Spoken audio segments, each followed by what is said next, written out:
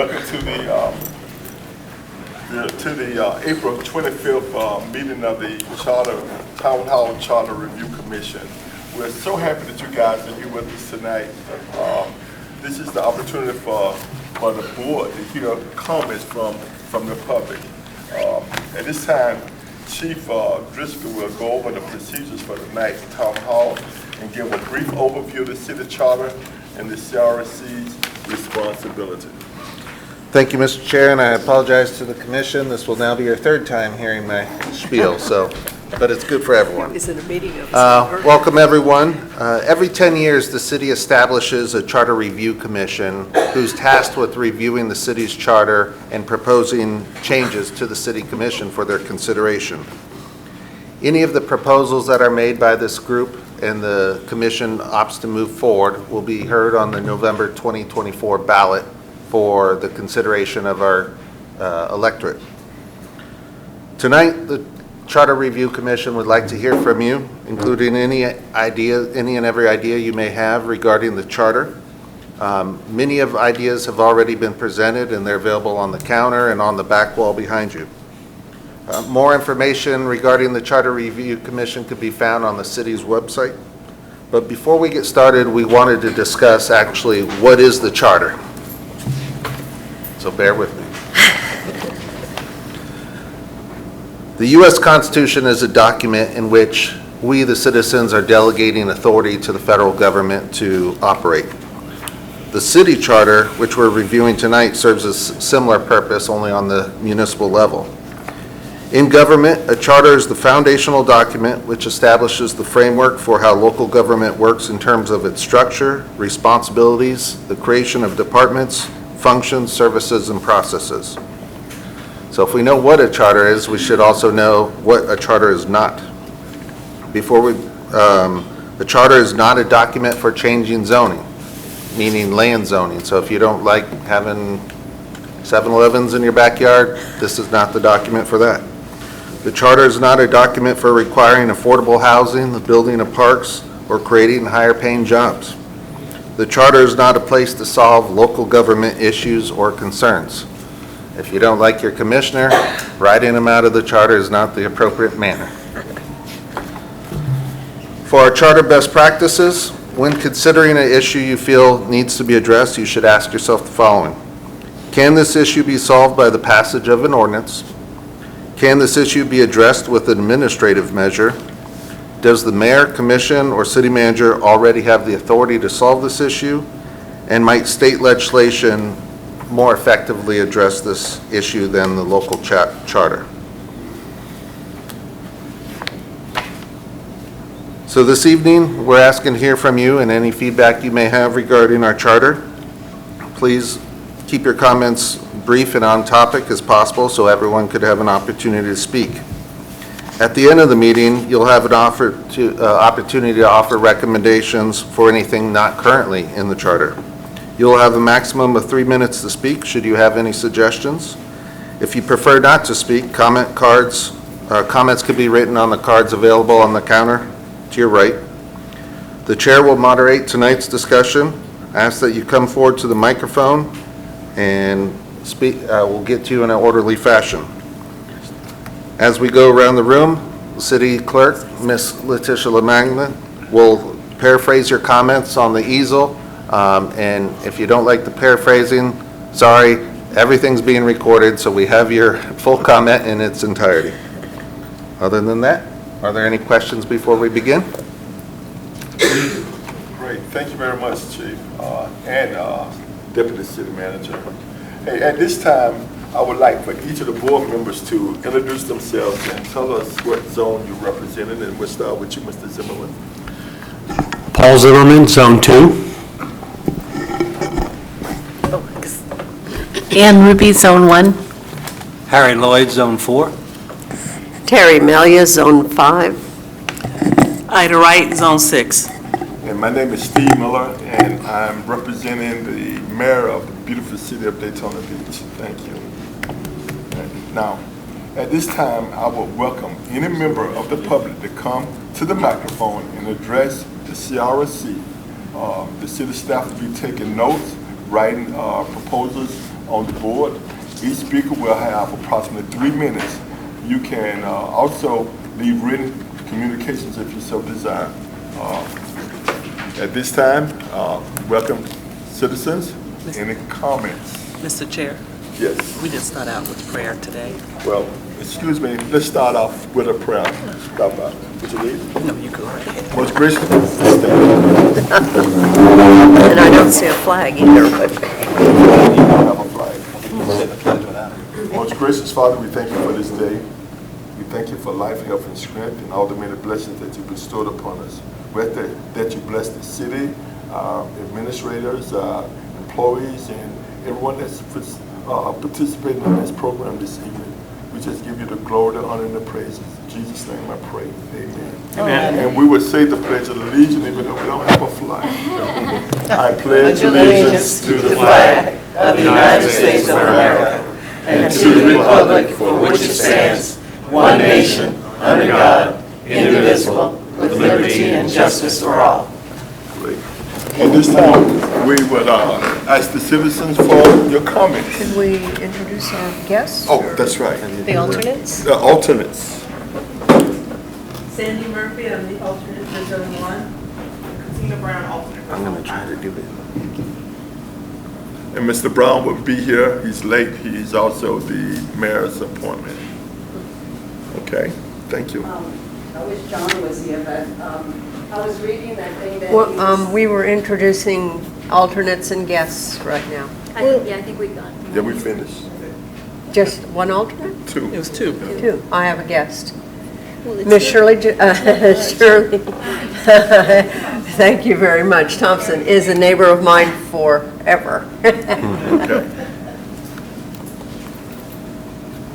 Okay, we ready to hear from the citizens? so we talked about the redistricting last time, and I think I found several grammatical errors in the charter, which I'm sure they'll be about.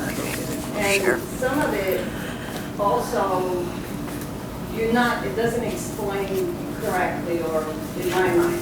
So what some comments were about that we're not doing the rezoning or redistricting for the boundaries of each zone after each annexation, and that's section 2C, subsection C. I think the city is doing that. It's annexing, it's redistricting the zone that the annexation is aligned with. So maybe adding just the zone affected by the annexation will clear that up. To his, John was saying about that. Like I said, some of these things kind of was unclear. For instance, like section 28, powers of city manager, it says specifically provided, appoint, suspend, and remove all subordinate officers and employees. That's 28B. To me, that kind of doesn't make sense. Regarding the city manager, section 27, when the commission does the review, I think citizens should have a little input in that. I said this at the very first meeting, and I don't know if it's picked up, but section 6 on the planning and zoning powers. For the planning board, it has all sorts of qualifications, but the Board of Adjustments doesn't specify the number or how they qualify.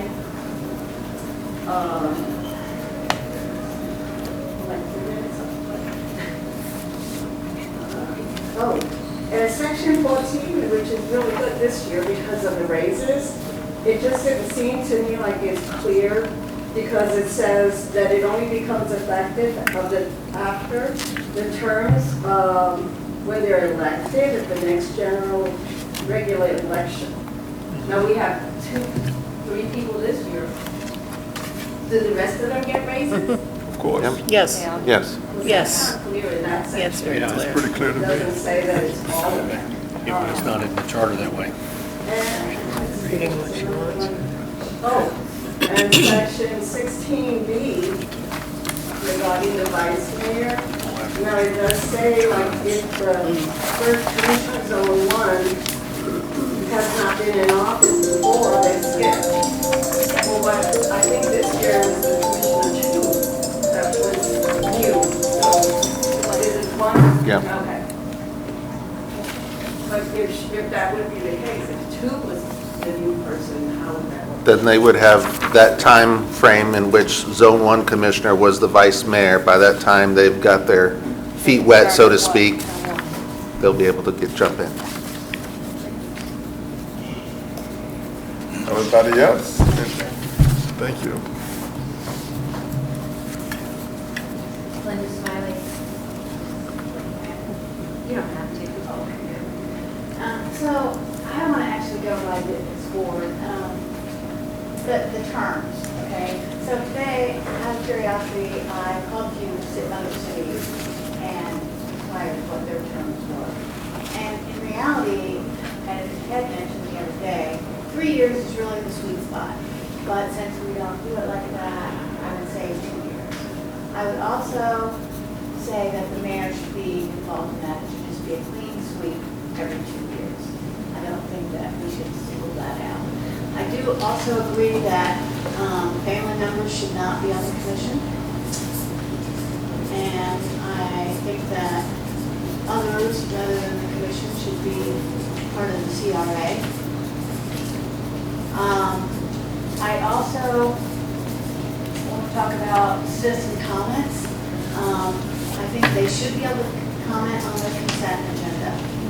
And I think I've seen many times where people had to wait, and they brought something up at the end of the meeting that wasn't on the, consent agenda at all. So I think there should be a time where the citizens can comment at the beginning of the meeting pertaining to those things. But I saw back there where they should only talk one time, and I don't agree with that. I think if they want to stay and talk about something that's on the agenda, that they should be allowed to do that. And the council allows that as well. But sometimes you're sitting there and you think, oh yeah, I want to talk about that. So I don't think we should silence our citizens at any cost. We went through that too long where we were not allowed to speak. And I think that's very important that we're allowed to talk about what we think. Could I offer a clarification real quick? Sorry. Sure. I just want to offer the clarification that all citizens could speak on any consent agenda item and then any item up for a vote. If the commission were to bring forward a new item not on the agenda and a vote was to be taken, then again, citizens can speak. So citizens always have a chance to speak. Yes. But I think, are you speaking about general public comment about an item not on the agenda? Yes. Yeah. And so that's at the end of the business meeting. But that's by resolution, not by charter. Correct. And I think you're asking that you'd I'm like. saying it should be on the charter that we have the right to speak. Okay. Because, we were locked It out. should, would that be after the meeting is over, if there's something that triggers an idea or something that you'd want to come back up and talk again after the meeting? And the citizens post-meeting comments? Sure, why not? Okay. I mean, you only get 3 minutes, so, Right. why not? I mean, I just don't think citizens should be silenced in anything, but it should be in the charter that we get to speak. On general. Yes. So that's just bizarre. And as far as term limits, I think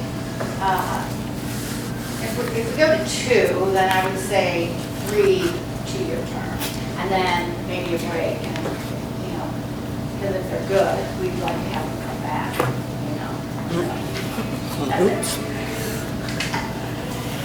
Be fired. Thank you. Next, anyone else?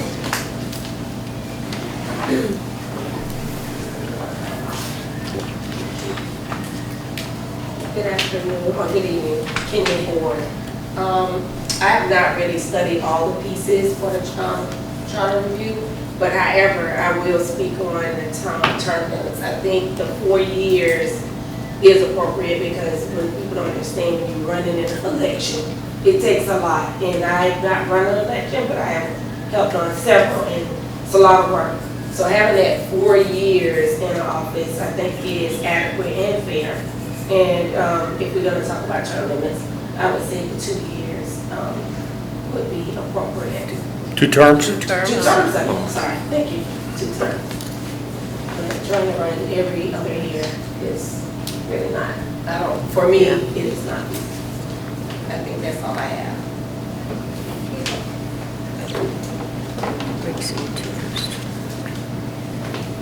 Any other citizens with the comment?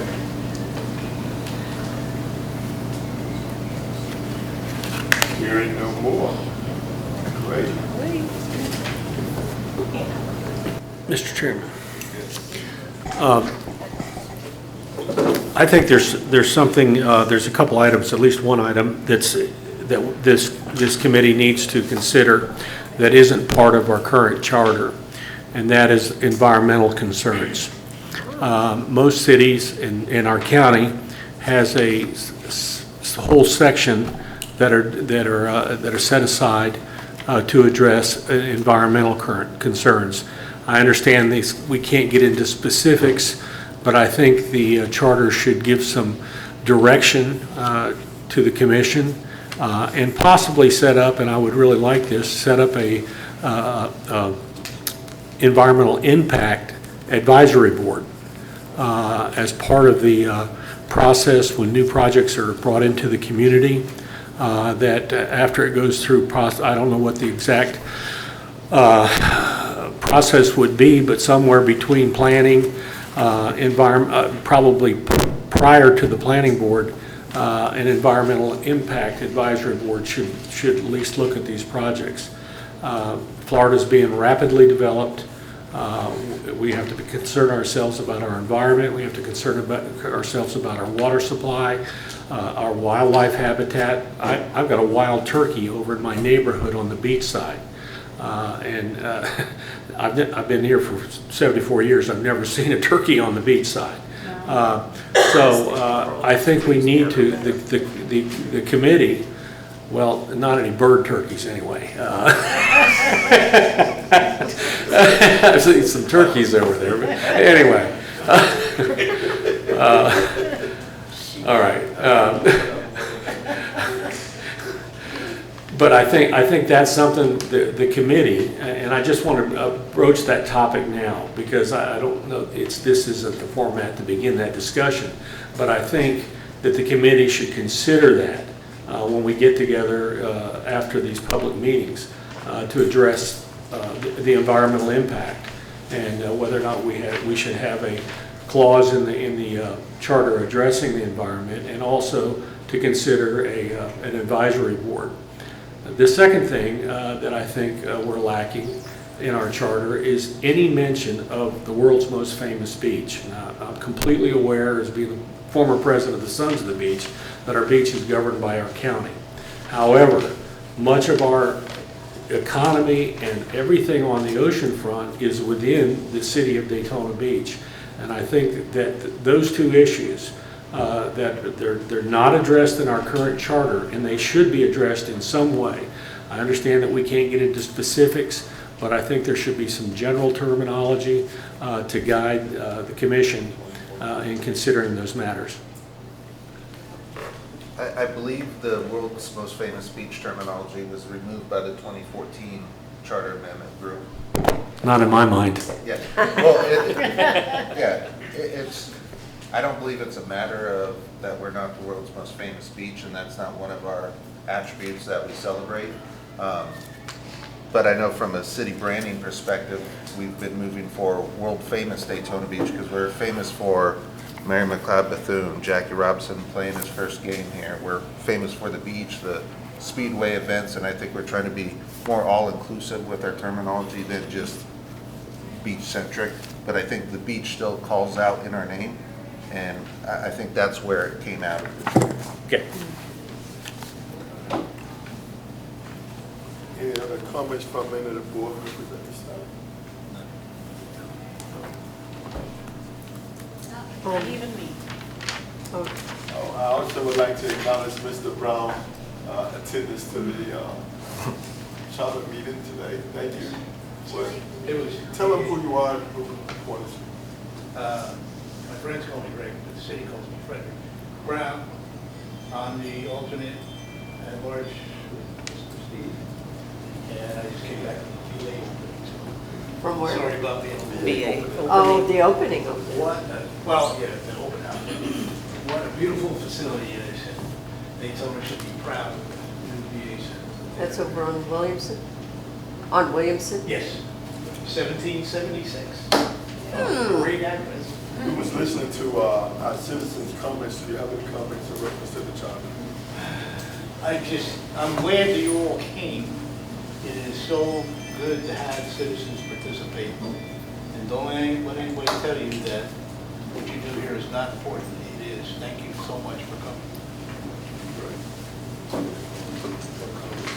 Staff, I think we had a discussion on Monday.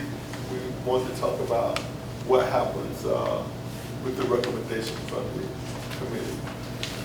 Yes, so the recommendation, the report that is established by this Charter Review Commission will go to the City Commission. It'll be presented to them by this board, and they will discuss, deliberate, and then based upon their wishes, some or all or none of the recommendations of this board will move forward to vote in November.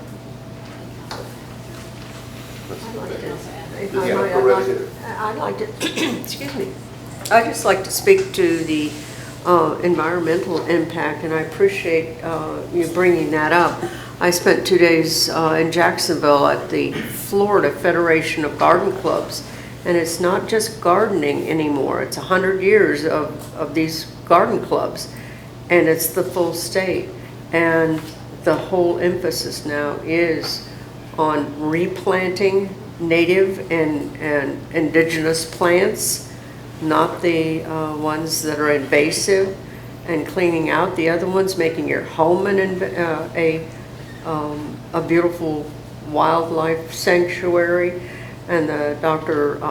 Cordata from Miami came and spoke about replanting a tree. Everybody can replant a tree, put a stake in the yard saying, we're greening Florida again. Because if you've gone out on 11th Street there and seen that decimation with, you know, with the animals, the trees are gone, and that's where we get oxygen from. But they're all just mowed down. So it was a great eye-opener for me. And so that's where everyone's going, not just lovely green lawns anymore. Mm-hmm. Yeah, the trees not only provide oxygen, they also absorb the flood water. And that's so important that all these developments, the first thing they do is strip and burn. They're destroying thousands and thousands of years of bog. Those of you who know Daytona from back in the early 50s, this was all swamp. And that's what absorbed the water to keep from flooding downtown. And that's why downtown did okay. I mean, yes, they had some events, but now it's going to be a regular event, and Drew's office is going to be underwater. And there are no also, trees out there. I would like to see that we have a certain percentage of our city vehicles become electric as well. They're cheaper to maintain, they'll find out long run they'll save a lot of money. That's a proven fact. So again, we're not even putting them out for bid. I think we ought to at least put a certain percentage out for bid. I know I bring it up at every meeting, but I've been driving one for 4.5 years and haven't bought any gas. It works just fine. The oil changes, maintenance is absolutely minimal, and that could save taxpayers a lot of money. It's about less than half the cost of charging. Mr. Driscoll, are we a tree city? I mean, I've seen signs that says we're a tree city. Right.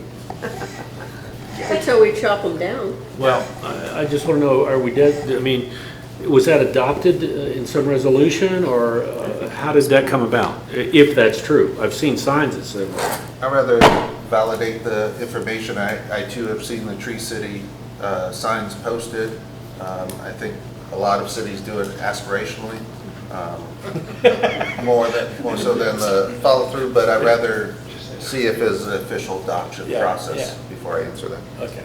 Right, because they do plant baby crepe myrtles, not a Florida native, and magnolias that grow north of here, not, well, they do grow, but Oh, they grow. it takes a lot of water. I just came from another meeting, a presentation, it was amazing, on seawalls and the corrosion and what causes it, and prevention, and different things they've tried throughout the years.